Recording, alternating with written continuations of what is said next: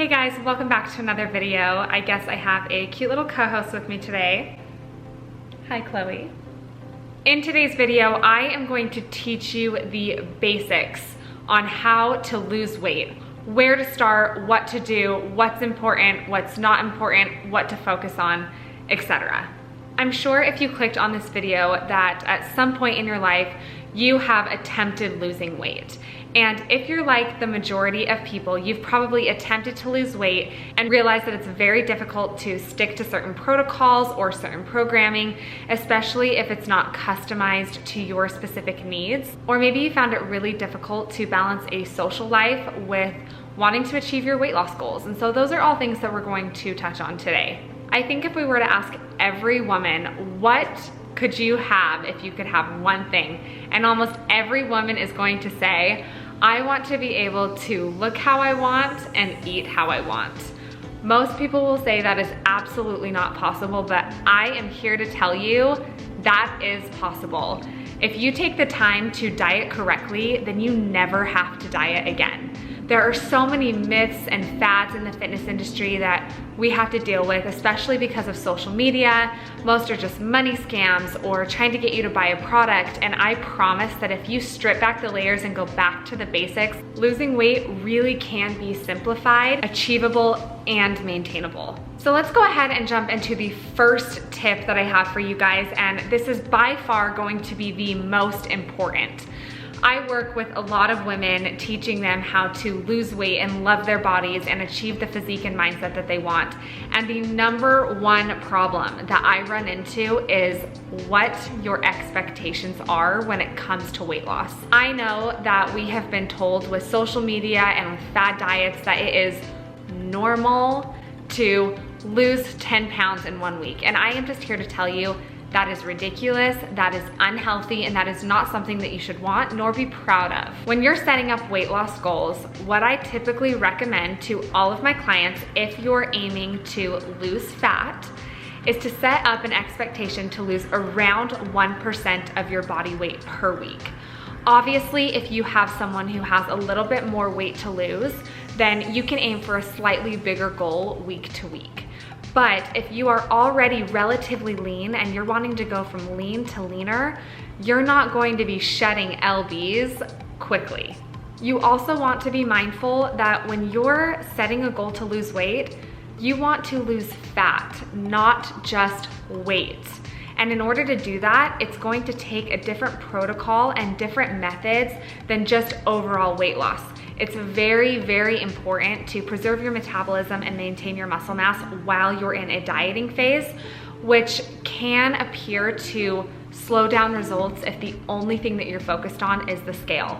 So you want to set up expectations for measurements, progress photos, weight, and it's going to require patience. A great expectation for progress photos is to take them once every other week or so and just notice small changes.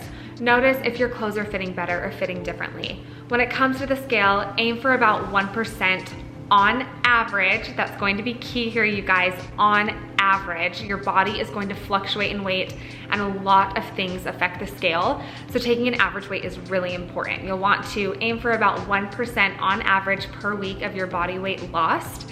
And then when it comes to measurements, you're just gonna want to see a slow and steady decline in measurements. You're not going to be dropping, 1 inch per week. That's just not realistic nor maintainable.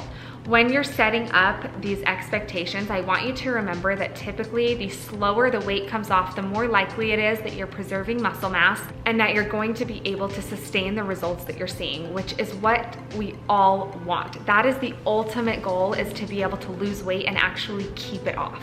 The next thing that is absolutely the most vital, I know you've heard this before and you still may not believe it, but when it comes to weight loss, you guys, it is so simple. It is so simple. Peel back all the layers of what foods to eat, when to eat it, meal timing, sodium, water, sleep, progressive overload in the gym, etc. When it comes to weight loss, the most important thing and the only thing that ultimately matters is making sure that you are eating less than you burn, which is also referred to as being in a caloric deficit. meaning that you are burning more calories than you are eating per day. So if you've never tracked your calories or counted macros, then you might be a little lost on where to start. How do I know how many calories to eat per day? How do I know what my body requires? Do I copy somebody else? Is it totally custom to me? Well, let me help you by figuring out just the basics. The very first thing that you want to take into account is, what is your body currently doing? How much are you eating right now? And what is your body doing in response to that?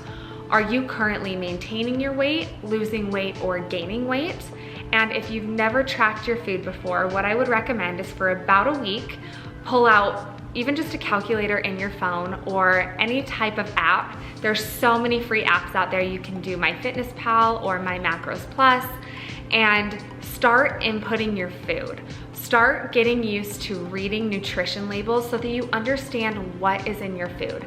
If you've never really looked at a nutrition label before and all you've ever based losing weight off of is trying to eat healthy, you might be very, very surprised when you take calories into account how many quote unquote healthy foods are actually very dense in calories. For about a week, go ahead and track roughly what you're eating per day so that you have a good idea of what your metabolism is currently adapted to. And then take into account, again, how your body is responding to it. For example, if you are currently maintaining your weight, eating on average about 2,000 calories per day, then you know that that is what your body has adapted to currently. So in order for us to enter a caloric deficit, which in turn means you're going to lose weight, then you either need to decrease the energy you're putting in your body, which would be decreasing your calories, or increasing your energy expenditure, which can be done through cardio or working out. Be mindful that if you are paleo, keto, etc., you can eat any type of diet, any type of food while being in a caloric deficit. That is ultimately what is giving you these results. So if you are finding success on keto, if you're finding success with counting your macros, if you are finding success on a low carb, high fat, or a high carb, low fat diet, then the reason that you are seeing results is because your body is in a caloric deficit. So the most important factor is always, always, always going to be calories, making sure that you are eating less than you burn, and controlling your protein. The reason that protein is so incredibly important is because how much protein you eat directly affects how much muscle mass you maintain, especially while in a caloric deficit. If you are mindful of your protein intake and make sure that it is an adequate amount for what you weigh and how much muscle mass you have, while also lifting in a caloric deficit, are two factors that are going to help you control losing fat versus just losing overall weight. So make sure you're in a caloric deficit and then be mindful of your protein intake. There are so many free online calculators that are willing to calculate your calories for you based on your height, your weight, etc. But the one thing I want you to take into account that those calculators cannot take into account is that your metabolism is adaptive. So if you've been chronically dieting for years, then I would highly, highly recommend investing in a personal trainer, an online coach, someone who can take into account all of the factors that need to be completely customized to you specifically so that you can achieve your goal. I know it's a big investment. I have literally spent thousands of dollars on online trainers when I'm a trainer myself, and it's the best money I have ever spent.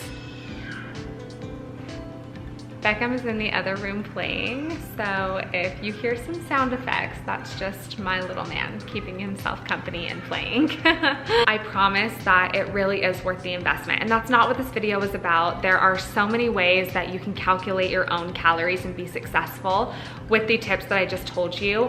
But if you do have a history of chronic dieting, or you're not sure, where your body is at or what your body is currently adapted to, then consider hiring an online trainer. And if you have any questions, please feel free to DM me on Instagram or even comment on this video below.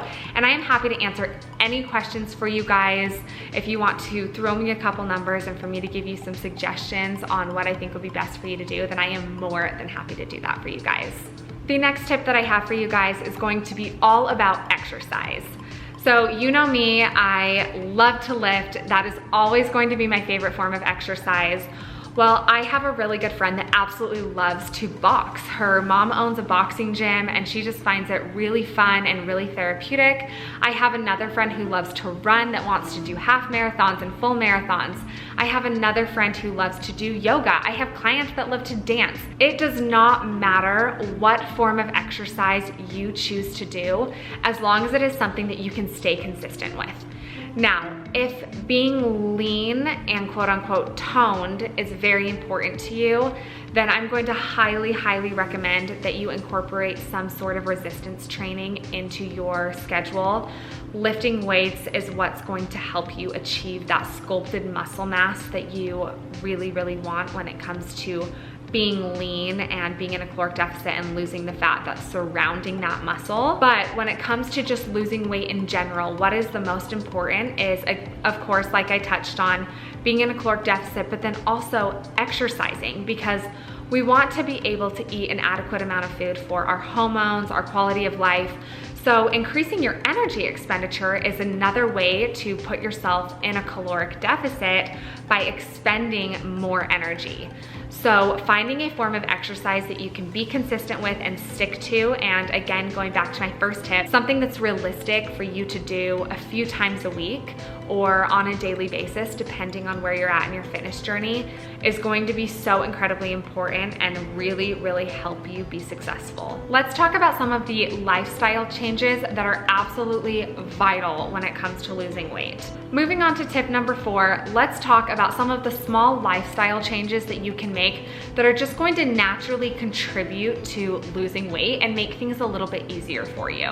Small things like water intake, sleep, what you keep in your house, what's on your grocery list, the activities that you like to do are all going to contribute to having a healthy lifestyle that is sustainable, and things are going to become second nature to you when you get these down and start incorporating them into your daily life. A great way to make sure that you're drinking more water if you're not already in the habit is by buying a 64 ounce or 73 ounce water bottle off of Amazon or from Hydro Jug. And I really, really think that having a water bottle that has a straw makes a significant difference. I know that sounds so silly, but if you have a water bottle that is huge, that you don't have to constantly fill up throughout the day, that has a straw that you can carry around with you or can be sitting at your desk, whether you're at work or at home, you are going to find that you're drinking a lot more water. Another great habit to get into that I personally need to work on so badly is going to bed on time, depending on when you have to wake up, and making sure that you're getting in a significant amount of sleep. Sleep really, really is vital when it comes to the amount of stress that is on your body. And when your cortisol levels are raised, which is your stress hormone, then that does affect your leptin levels, which is your hunger hormone. So you can feel significantly more hungry, which can make it more difficult to eat the amount of calories you're needing to eat, or get in the exercise that you need to get into in order to lose weight. Something as simple as sleep can make a significant difference in your progress. Get into the habit of having a nighttime routine where you put your phone down, whether you take a bath, do some yoga, read a book, just climb into bed and get yourself ready for bed and teach your body, okay, I'm gonna go to sleep. Obviously, if you are staying up really, really late right now and not getting a significant amount of sleep, this is gonna take some time, but it is a habit that I promise is worth forming because it really will contribute to your success. Another way to significantly increase your activity level without doing dedicated exercise is simply just by picking up hobbies that make your body move. So if you typically, would kind of lounge around on your day off, maybe consider going on a hike or taking your dog for a walk. Get used to taking the stairs at work instead of taking the elevator. These small things are really going to add up, just like the water and the sleep. If you can get used to doing activities that you can genuinely enjoy, that make your body move and create really fun experiences, then you're not gonna feel like you're exercising, but naturally you're going to be burning more calories throughout the day and just increasing your activity level, which of course helps all of the other things that we've talked about today. The very last thing that we want to talk about when it comes to maintaining the weight loss after you've done all the hard work, after you've exercised, made sure you're in a caloric deficit, done all of those little daily things that really add up to your success. What is the one thing that you are absolutely terrified of? Gaining the weight back, right? Well, the way to prevent that is by properly reverse dieting. I would love to do an entire video dedicated to reverse dieting and answering any of the questions that you guys have about it, because there's not a ton of great information about reverse dieting out there, and it is something that is so vital and one of the best things you could ever do for your body and for your metabolism. So I'll just quickly go over the basics of reverse dieting, and then let me know in the comments below, or even shoot me a DM if you want me to do a little Q&A about reverse dieting and explaining it more in depth. When it comes to losing weight, our bodies are adaptive. Our metabolisms are going to adapt to the amount of food that we give it over time. So as you lose weight and continue to slowly decrease calories as your metabolism adapts to the calories you put it on by creating a caloric deficit, you are going to get to the end of your diet and realize that you've made all of this progress, you're the weight that you want, you're feeling good, you're feeling confident, and you're probably not eating a lot, and you're probably doing a lot of cardio, because you know, as you diet, your cardio is going to go like this and your calories are gonna go like this. And that's not really an ideal place for maintenance, right? So what we would love to do is raise your calories and lower your cardio as you get back to a great base and foundation just to live your daily life. The problem is that, you know, the gaps in between that's typically fat gain. So we wanna make sure that we can get your calories back to a great baseline that's sustainable and get your cardio to a sustainable place as well without gaining back the weight that you just worked so hard to lose. So the way to do that is by properly reverse dieting, and it's exactly what it sounds like. It's the exact opposite of a diet. Just like in a dieting phase, we don't want to drastically decrease your calories and drastically increase your cardio or your exercise. We want to do it gradually. Well, that's exactly what we want to do when your diet is finished. We want to gradually lower the amount of exercise that you're doing and increase the amount of food that you're eating simultaneously, while also keeping a really close eye on your physique and your weight, making sure that we're doing it slow enough that your metabolism is able to adapt to the changes that we're making. If there's one piece of advice that I can give you guys, it is to make sure that you work just as hard after your dieting phase to maintain all of the hard work that you just put into it. So like I mentioned, I'd love to go into more depth on this particular topic. I think reverse dieting is probably the best thing I have ever done for my body, and it really is that key to success that allows you to have the physique that you want while also eating the food that you want, which is everybody's dream.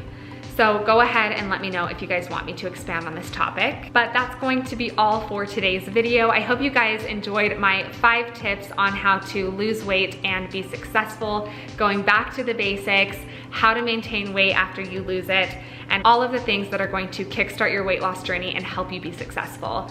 Thank you guys so much for hanging out with me today. I hope that you enjoyed today's video. Please be sure to subscribe to my channel so that you don't miss any of the content that I have coming out for you guys. And go ahead and give this video a thumbs up if you liked it, and I will see you in the next one. Bye.